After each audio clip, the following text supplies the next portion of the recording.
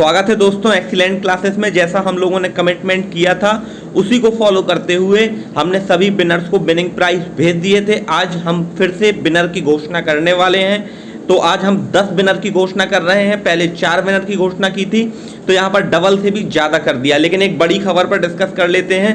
यहाँ पर एक एडवर्टाइजमेंट देखने को मिल रहा है जिसमें भारतीय रेलवे के 8,250 पदों पर भर्ती की बात की गई है। तो यह फेक है। 750 रुपये का फॉर्म इसमें भरवाया जा रहा है, तो बिल्कुल भी इसके झांसे में मत आइएगा। यह फेक है। रेलवे मंत्री और यहाँ रेल मंत्रालय ने इसकी जानकारी दी है कि यह एक फेक है। 5,285 पदों पर फर्जी बहाली का एडवर्टाइजमेंट निकाला है। और मज़े की बात तो इसमें यह है कि इसमें सिर्फ 5 राज्यों के आवेदन मांगे गए हैं। तो आपको इसके झांसे में बिल्कुल भी नहीं आना है। यह फर्जी है और इसकी पुष्टि भारतीय रेल ने की है। आते हैं हमारे विनर की लिस्ट पर। तो डियर एस्पायरेंट, यह है हमारे विनर जिन्हें हमने लगातार 4 दिन तक इन्होंने राइट आंसर दिया है हमारे कमेंट सेक्शन पर। अगर आप भी विनर बनना चाहते हैं तो आप प्रतिदिन इस वीडियो के एंड में पूछे जाने वाले क्वेश्चन को राइट आंसर दीजिए और आप बन सकते हैं हमारे लकी विनर। आइए हम आते हैं आज क्वेश्चन नंबर 1 पर। हाल में किस भारतीय खिलाड़ी ने इंटरनेशनल क्रिकेट से संन्यास की घोषणा की है? तो डियर एस्पायरेंट, कल शाम को 7:30 बजे स्वतंत्रता दिवस के शुभ अवसर पर महेंद्र सिंह धोनी ने एक इंस्टाग्राम पोस्ट डालकर इसकी जानकारी दी कि वह अब इंटरनेशनल क्रिकेट से अलविदा कह रहे हैं। हालांकि वह IPL खेलते रहेंगे।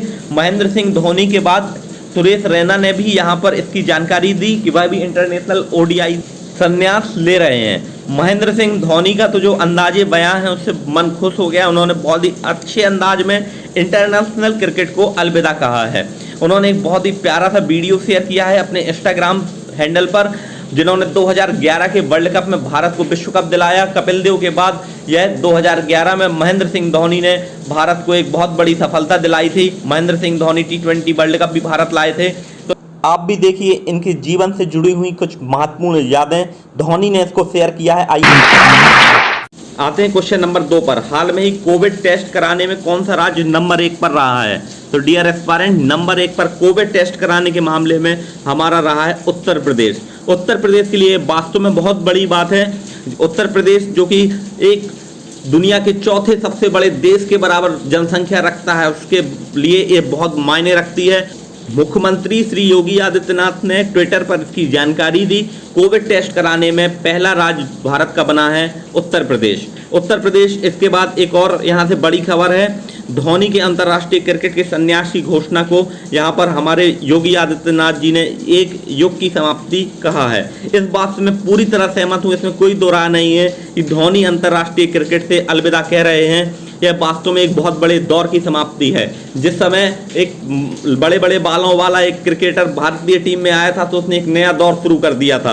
तो हमें T20 और ODI वर्ल्ड कप दिलाकर यहाँ पर धोनी ने हमें हमेशा गौरवान्वित किया है। आते हैं क्वेश्चन नंबर 3 पर। हाल में स्वास्थ्य एवं परिवार कल्याण केंद्रों में संचालन में कौन सा राज्य शीर्ष पर रहा है? तो हमें उस राज्य का नाम बताना है जिसने स्वास्थ्य एवं परिवार कल्याण केंद्रों के संचालन में अपने आप को शीर्ष स्थान पर लाया है। वह लाया है पंजाब। पंजाब जिसके मुख्यमंत्री हैं कैप्टन अमरिंदर सिंह, कांग्रेस शासित प्रदेश है। और जिस समय भारत और पाकिस्तान का बंटवारा हुआ था तो जो इसका आधा भाग है वह चला गया था पाकिस्तान में, जिसे सिंध प्रांत कहते हैं। तो आधा पाकिस्तान के पास है, आधा भारत के पास है। 5 नदियों वाले राज्य को पंचनद को कहा जाता है पंजाब। पंजाब हमारे देश में सबसे बड़ा कृषि उत्पादक राज्य है। डियर एस्पायरेंट, पंजाब के बारे में 5 नदियों वाले राज्य के रूप में जाना जाता है। हाल में ही यहाँ के मुख्यमंत्री कैप्टन अमरिंदर सिंह के द्वारा बहुत बड़ी पॉलिसी यहाँ पर लागू की। स्वास्थ्य एवं परिवार कल्याण केंद्रों का सफल संचालन किया है। तो यहाँ पर राइट आंसर है हमारा पंजाब। पंजाब अपने नशा से बहुत ज़्यादा पीड़ित है। आपने एक मूवी देखी हुई उड़ता पंजाब। आते हैं क्वेश्चन नंबर 4 पर। हाल में ही सृजन पोर्टल किसने लॉन्च किया है? तो आज हम इस पोर्टल के बारे में सब कुछ जानेंगे कि ये सृजन पोर्टल किसने लॉन्च किया है। तो यह किया है राजनाथ सिंह ने। राजनाथ सिंह हमारे वर्तमान रक्षा मंत्री हैं। इससे पहले मोदी के पहले कार्यकाल में यह गृह मंत्री भी रह चुके हैं। वर्तमान में रक्षा मंत्रालय संभाल रहे हैं। रक्षा मंत्रालय बखूबी संभाल रहे हैं। इससे पहले राफेल भी भारत में पिछले ही हफ्ते आया था और यहाँ पर सृजन पोर्टल की इन्होंने शुरुआत की है। आइए आप जानते हैं कि सृजन पोर्टल बेसिकली लाया क्यों गया है। तो डियर एस्पायरेंट, सृजन पोर्टल लाए हैं। यह ऑनलाइन शॉप के लिए ऑनलाइन वेंडर्स जो डिफेंस में डायरेक्ट मैन्युफैक्चरिंग कॉन्ट्रैक्ट और अपनी चीज़ें बेचना या खरीदना चाहता है डिफेंस, उसके माध्यम से सृजन पोर्टल लॉन्च किया गया है। अब कोई भी डिफेंस को खरीद फरोख्त करने के लिए पुरानी टेंडर प्रक्रिया से नहीं गुजरना पड़ेगा। सृजन पोर्टल के थ्रू वह अपनी खरीद फरोख्त कर पाएंगे। हमारे वर्तमान रक्षा मंत्री श्री राजनाथ सिंह ने इसको लॉन्च किया है, सृजन पोर्टल को। आते हैं क्वेश्चन नंबर 6 पर। हाल में ही शिक्षा मंत्रालय द्वारा जारी किए गए रैंकिंग में विश्वविद्यालय शीर्ष पर रहा है। तो डियर एस्पायरेंट, शिक्षा मंत्रालय द्वारा जारी किए गए रैंकिंग में शीर्ष पर रहा है जामिया मिलिया इस्लामिया। हाल में ही आपने यहाँ पर देखा होगा कि जामिया मिलिया इस्लामिया में आर्टिकल 370 के विरोध में, सिटीजन अमेंडमेंट बिल के विरोध में यहाँ पर जब CAA और CAB में कन्वर्ट किया गया तो जामिया मिलिया इस्लामिया में बहुत से अराजक तत्वों ने यहाँ पर धरना दिया था, बहुत विरोध किया था। लेकिन इसके सबके बावजूद शिक्षा मंत्रालय के द्वारा जो रैंकिंग जारी की गई है, उस रैंकिंग में जामिया मिलिया इस्लामिया, जिसका यह लोकेटेड है दिल्ली में, और यह शीर्ष पर रहा है। हाल में ही मोदी सरकार के द्वारा नई शिक्षा नीति भी लाई गई है। नई शिक्षा नीति में 5+3+3+4 का प्रावधान दिया गया है। यदि आप नई शिक्षा नीति को समझना चाहते हैं तो मैंने एक पिछले वीडियो में सब कुछ समझाया है नई शिक्षा नीति के बारे में, आप जाके सेम चैनल पर देख सकते हैं। आते हैं क्वेश्चन नंबर 7 पर। भारत के पहले प्राइवेट रॉकेट इंजन का सफल परीक्षण किस कंपनी ने किया है? तो डियर एस्पायरेंट, यह किया है स्काई रूट एरोस्पेस ने। जी हाँ, जैसे कि नासा के लिए एलन मस्क की कंपनी स्पेस एक्स काम करती है, इसी तरह भारत में भी स्काई रूट एरोस्पेस भारत के लिए प्राइवेट रॉकेट इंजन का सफल परीक्षण कर लिया है। यह भारत के लिए बहुत ही अच्छी खुशखबरी है। इसरो जैसे संस्थानों के लिए यह प्राइवेट कंपनी अपना रॉकेट इंजन प्रोवाइड कराएगी, स्काई रूट एरोस्पेस, और यह बेंगलुरु में स्थित है और यह रॉकेट का इंजन देगी। आते हैं क्वेश्चन नंबर 8 पर। जापान के बाद अब कौन सा विकसित देश आर्थिक मंदी की चपेट में आ गया है? तो डियर एस्पायरेंट, कोरोना महामारी के कारण पूरे विश्व की अर्थव्यवस्था तहस नहस हो गई है। सभी देश, विकसित देश, अग्रणी देश ताहिमाम कर रहे हैं। कोरोना वायरस ने पूरी तरह इस दुनिया को बर्बाद कर दिया है। चीन के वुहान शहर से शुरू हुई यह बीमारी पूरे विश्व को अपने चपेट में ले चुकी है। दूसरी तिमाही में ब्रिटेन की GDP में 20.4% का भारी गिरावट आई है। इससे पहली तिमाही में मार्च में अर्थव्यवस्था 2.2% घटी थी, लेकिन 2.2% से सीधे यहाँ पर 20.4% यहाँ पर ब्रिटेन की आर्थिक व्यवस्था आर्थिक मंदी के चपेट में आ गई है। तो यहाँ के वित्त मंत्री ऋषि सुनक ने कहा है कि आज के आंकड़ों से स्पष्ट है कि हमारे लिए काफ़ी कठिन समय आ चुका है। बैंक ने चेतावनी दी। विश्व बैंक ने कहा है कि कोरोना वायरस की वजह से वैश्विक अर्थव्यवस्था दूसरे विश्व युद्ध के बाद सबसे बड़ी मंदी में आ सकती है। आते हैं क्वेश्चन नंबर 9 पर। सुप्रीम कोर्ट ने हिंदू उत्तराधिकार संशोधन कानून 2005 को लेकर अहम फैसला सुनाया है, जिसके तहत बेटियों को अपनी संपत्ति में बराबर हक मिलेगा। यह कौन सी संपत्ति है? पैतृक संपत्ति। जी हाँ दोस्तों, बेटियों को पैतृक संपत्ति से अलग किया भी नहीं जाना चाहिए। बेटियों का भी उतना ही हक है जितना बेटों का। आइए इसको हम डिटेल में जानते हैं। कोर्ट ने कहा अगर पिता की मौत के बाद बेटियां और बेटे को जितनी भी संपत्ति है बराबर हिस्सों में बांटनी चाहिए।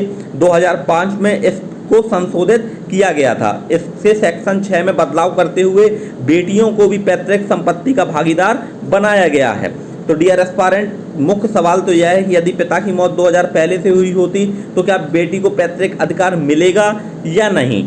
तो यह अभी सुप्रीम कोर्ट को क्लियर करना है, लेकिन अभी वर्तमान में यह क्लियर कर दिया गया है कि 2005 के बाद किसी की पुत्री के पिता की मृत्यु होती है तो उसे अपनी पैतृक संपत्ति में अधिकार मिलेगा। आते हैं क्वेश्चन नंबर 10 पर। राहत इंदौरी का निधन हो गया 11 अगस्त 2020 को। अब वह इनमें से क्या थे? तो डियर एस्पायरेंट, कोरोना वायरस से संक्रमित थे राहत इंदौरी। यह बहुत ही फेमस गीतकार और शायर थे। राहत इंदौरी को एक्सीलेंट क्लासेस ने भी श्रद्धांजलि के रूप में उनकी कुछ मुख्य रचनाएं शेयर की थी। अगर आप राहत इंदौरी की मुख्य रचनाओं को देखना चाहते हैं तो एक्सीलेंट क्लासेस की श्रद्धांजलि नामक वीडियो में आप देख सकते हैं। इनका जन्म 11 जनवरी 1950 को मध्य प्रदेश के इंदौर में हुआ था और उनकी शायरी से पूरा देश मशहूर है। राहत ने कई फिल्मों के लिए गीत भी लिखे हैं। मुन्ना भाई MBBS, मीनाक्षी, खुद्दार, नाराज, मर्डर आदि फिल्मों में उन्होंने अपनी गीतें भी दी हैं। एक शेर इनका काफ़ी मशहूर हुआ था, उसको मैं आपके साथ शेयर करना चाहता हूँ।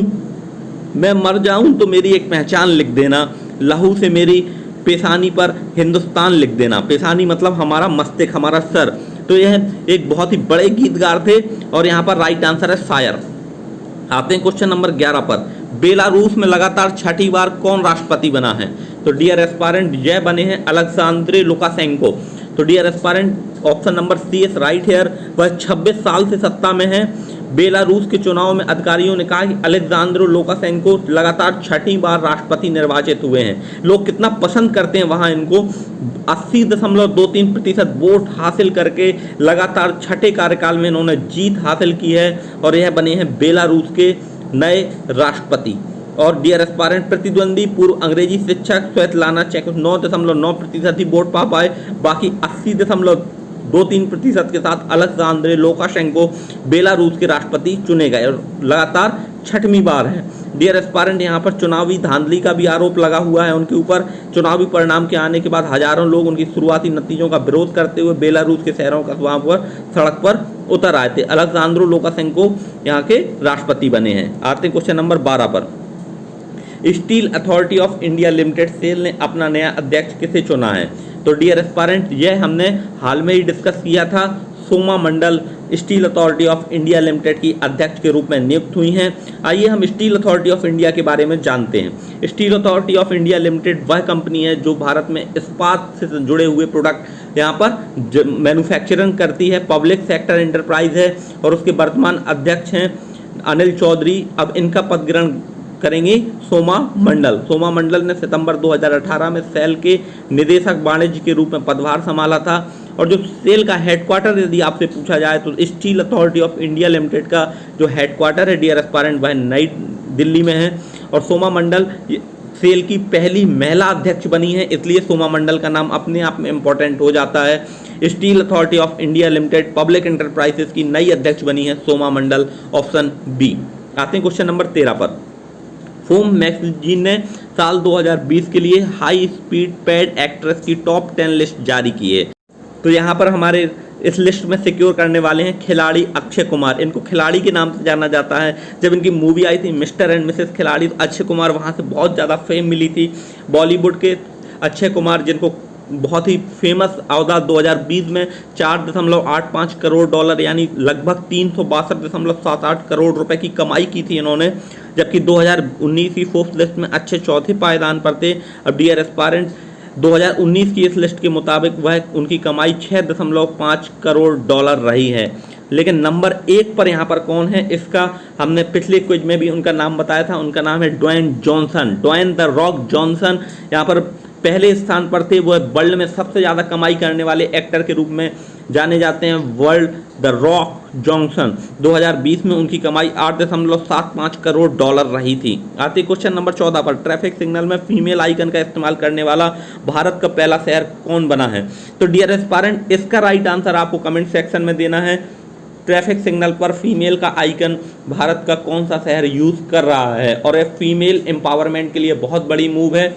और जो हमारे लकी विनर हैं लगातार क्वेश्चन देते हैं, तो आप थंबनेल को देखकर आंसर मत दीजिए करिए। आप थंबनेल को देखते हैं और आंसर दे देते हैं, इससे आप गलत आंसर देते हैं। गलत आंसर आपको नहीं देना है। आप इस क्वेश्चन का राइट आंसर आप कमेंट सेक्शन में दीजिए। और जो हमारे आज के विनर हैं वह डिस्क्रिप्शन लिंक में दिए गए व्हाट्सएप ग्रुप की लिंक को जाकर वहां पर ज्वाइन कर सकते हैं। वहां से उनका प्राइस हम उनको भेज देंगे। और जो हमारी बहनें हैं वो अपने नंबर की सिक्योरिटी पॉइंट ऑफ व्यू से अगर वो ग्रुप ज्वाइन नहीं करना चाहती हैं तो मुझे पर्सनली मैसेज कर सकती हैं और वहां से हम अपने लकी विनर्स को वहां से उनका विनिंग प्राइस गूगल पे, फोन पे, जिस किसी भी माध्यम से उनको समुचित होगा हम उनको भेज देंगे। लेकिन आपको ध्यान रहे यह वीडियो उन्हें ज़्यादा से ज़्यादा शेयर करनी है। अपने फेसबुक, व्हाट्सएप, इंस्टाग्राम जहाँ भी वो शेयर कर सकें ज़्यादा से ज़्यादा अपने दोस्तों तक शेयर करें। आते हैं क्वेश्चन नंबर 15 पर। अंतर्राष्ट्रीय युवा दिवस इंटरनेशनल यूथ डे कब मनाया जाता है? तो डियर एस्पायरेंट यह मनाया जाता है 12 अगस्त को। इस क्वेश्चन को भी हमने पहले डिस्कस किया था, लेकिन आइए और हम डिटेल में इस क्वेश्चन के बारे में जानते हैं। 2020 की जो थीम थी dear aspirant, youth engagement for global action. तो यहाँ पे क्वेश्चन क्या क्या बनेंगे कंपटीशन पॉइंट ऑफ व्यू से मैं आपको बता रहा हूँ कि अंतर्राष्ट्रीय युवा दिवस 12 अगस्त को मनाया जाता है। इसकी थीम है youth engagement for global action, और यह जानते हैं क्यों मनाया जाता है। तो आइए इसके बारे में भी जान लेते हैं। 17 दिसंबर 1999 को यूनाइटेड नेशन में एक महासभा हुई थी, और इस दिन यह प्रस्ताव पारित हुआ था कि 12 अगस्त को प्रति वर्ष यहाँ पर इंटरनेशनल यूथ डे मनाया जाएगा। पहली बार यह 2000 में बनाया गया था, वर्ष 2000 में। इसके बाद इंटरनेशनल यूथ डे हर साल मनाया जाता है। भारत में नेशनल यूथ डे 12 जनवरी को मनाया जाता है, स्वामी विवेकानंद की एनिवर्सरी पर। तो आज के हमारे जो लकी विनर हैं उनको यह वीडियो अधिक से अधिक शेयर करनी है, अधिक से अधिक दोस्तों तक पहुंचानी है। इसी प्रकार से आप आज के क्वेश्चन का राइट आंसर देकर हमारे लकी विनर बन सकते हैं। Thank you for watching, have a awesome day. जुड़े रहिए, कीप लाइक।